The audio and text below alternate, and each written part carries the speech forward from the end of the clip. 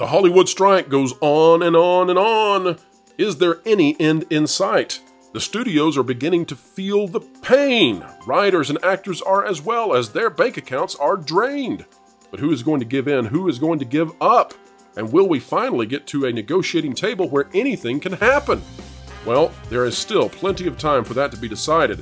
One of the major things that is driving these two sides away from one another? Artificial intelligence, as writers consider that it may be an existential threat to their careers.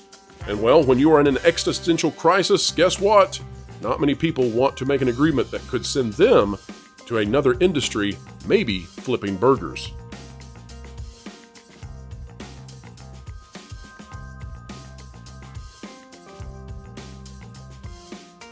All right, folks, welcome back to a video where we are not teaching you how to flip burgers. No, we are teaching you how to understand, how to discern the craziness that is Hollywood. The actors, the writers, the studios, all of it. Nobody seems to want to work. Nobody seems to care so much about all of that delicious, delicious money that is just sitting there waiting for them to have it. Well, actually, they're all very interested in money. That's what this is all about, of course. Decades of money on the line. Billions and billions and billions of dollars, and everybody wants a bigger piece of this pie. So, we decided to sit down and have a conversation about what is it that is driving this temporary stoppage when it comes to work and money?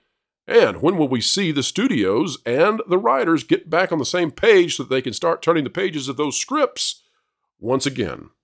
Let's navigate to this next thing we have. Coming to us from Variety. The WGA says studios' latest offer is not yet good enough, and this actually brings up, I suppose, what looks like the fact that the WGA is sticking to their guns about artificial intelligence.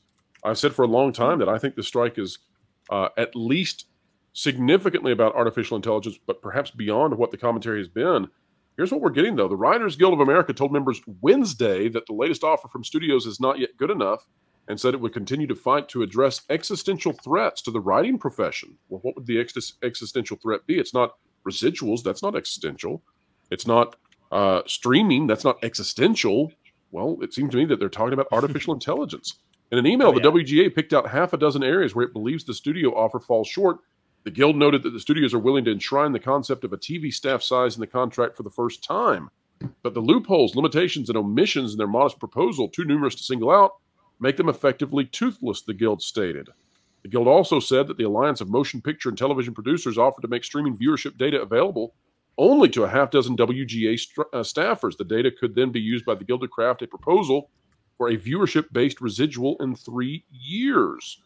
So I don't see any, I mean, we're talking about the Guild saying to its members that this is an existential crisis. I don't see how this can be resolved. I don't see how we are anywhere closer to resolution if their comment back to their members is that, you know, this is a crisis of career level effect. So this is not about money. This is about whether or not they can continue to work.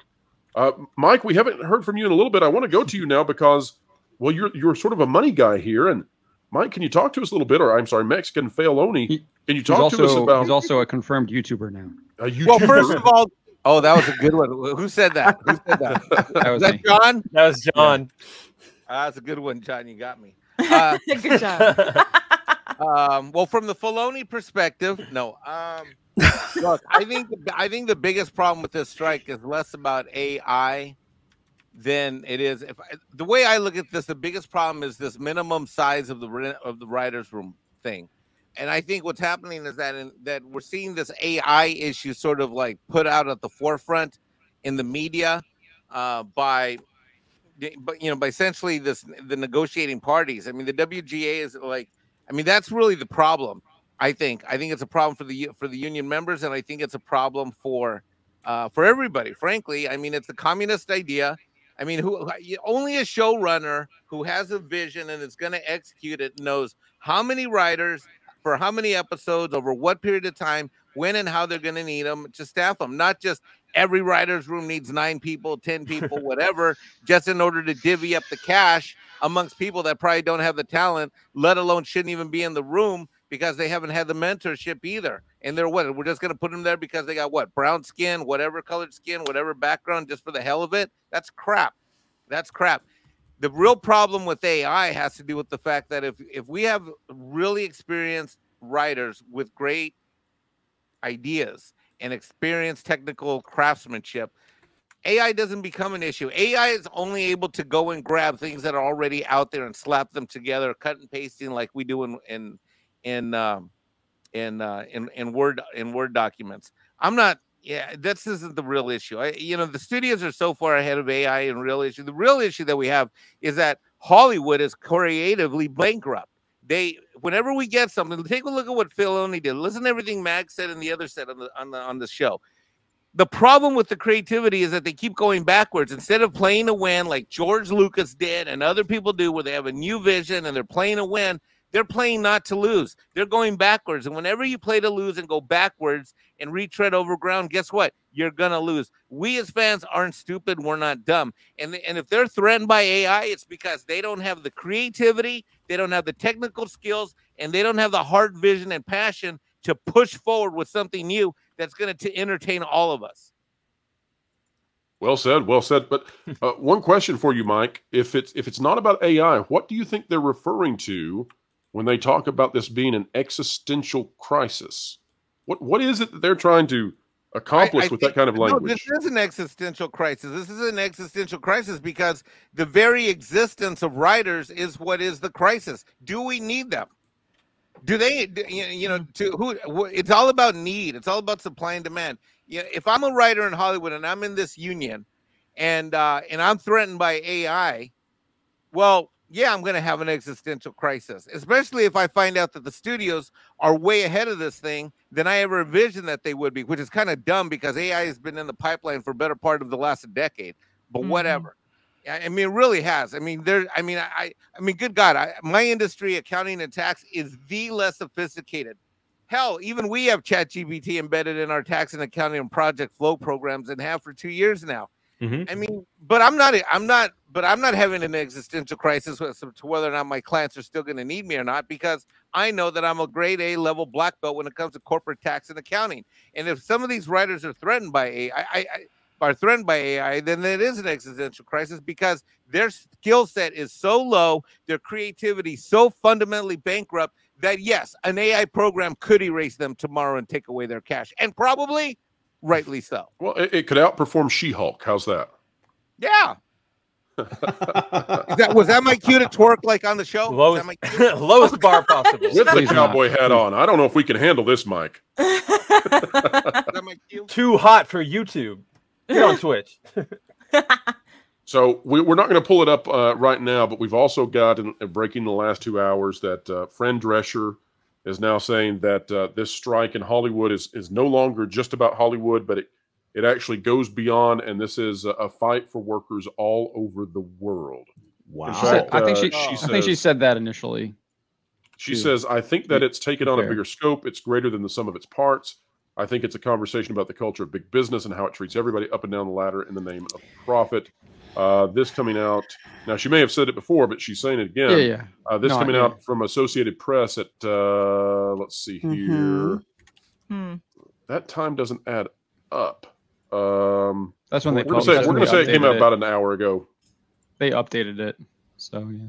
Yeah, but the updated time seems to be the updated time. Okay. Workers of the world unite. If you're in the factories making automobiles, if you're in the coal mines, union laborers unite with your Rachel Zeglers. I know a lot of. I know some coal miners, and I think they look at actors and them reading their lines, and they think, "Yeah, we're the same." Yeah. Well, it's funny. I think some people that I know who lost their businesses during the last couple of years, would think a little differently than what she's saying. Plus, yeah, you I also think so have too. Yeah, I agree, and also with the culture of Hollywood, especially having lived among them for way longer than I care to mention. They basically think that the world revolves around them. Like, we're hurting. Okay, so we need your sympathy. We're just like you. Really, honestly, we're just like you. Except when we don't need your money, and then we'll, call you everything but a child of God, If the working class went out and struck like tomorrow, like, oh, we're not going to make your cars anymore. We're not going to serve your food anymore. the Hollywood people wouldn't be there to back them up. You'd probably get like a handful of them, but there'd be no massive sweeping campaign or coordinated campaign from Hollywood. So like, save it. Exactly. I have a bit of advice though. As someone who works in IT, I have advice for you Hollywood folks. Learn the code. Yes. It's only too bad that ChatGPT will code for them. So that's not. Hey, it's the double-edged sword, of course, with the actors strike, because it's so confusing now to talk about one and not the other. Yeah. Having the big name actors out there, it gets the message out quicker. But having the big name actors out there complaining about pay, that doesn't fly so well. Maybe if you had somebody, you know, the guys like the Scott Adsits out there, I think he's actually a writer, but he's a guy that you would know his face if you saw him. You'd say, oh yeah, he was in this, he was in that. He's the voice of Baymax. Baymax, yeah. Somebody like that talking about how they don't have a ton of money. That would be a different thing than, say, Brad Pitt or somebody who's run a show, you know, been the lead on a superhero show like Stephen Amell. May his career rest in peace if Hollywood has its way. I really don't think they fully understand how they look right now with everybody suffering. So, well, folks, that is a wrap for today. We sure do hope that you enjoyed it, and we hope that it improved your day, your morning, your night, wherever you are and whatever you're doing. We hope that this was an edification of your time that you've spent with us. Well, folks, if you did enjoy it, consider clicking the like button, share, subscribe, and when you click it, you stick it to the algorithms. It's the notification bell. If you'd like to become a member of the channel and gain even more access to exclusive content such as this, well, just click the join button. It's the cost of a soda per month, and you'll gain all kinds of insight into what's going on in Hollywood, as well as spotlight videos on members, emojis, and all kinds of additional perks that you're going to love. Folks, wherever you are and whatever you're doing, keep learning, keep growing, and keep having fun.